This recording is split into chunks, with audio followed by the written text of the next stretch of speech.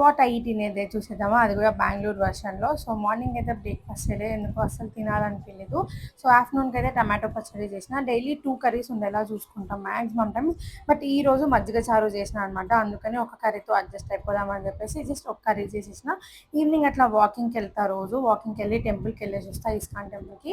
So రిటర్న్లో ఎందుకో Manchuria తినాలనిపించింది, ఎందుకంటే వెదర్ చాలా బాగుండే అనమాట.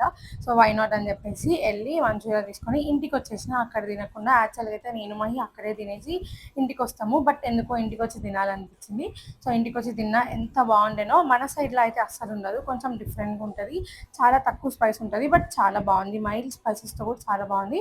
సో 7:30కి అట్లా మంచూరియా తినేసినాక నైట్ 9:30కి అట్లా డిన్నర్ చేస్తున్నా. జస్ట్ 1 చపాతి. అసలు ఎక్కువ నైట్ ఫుడ్ తిన్నా ఎక్కువ ఫ్రూట్సే తింటా. సో ఒక చపాతి, ఇంకా ఆఫ్టర్నూన్ చేసిన టమాటో పచ్చడి ఉంది కదా, దాంతో నా డిన్నర్ కూడా కంప్లీట్ చేసేసిన అనమాట.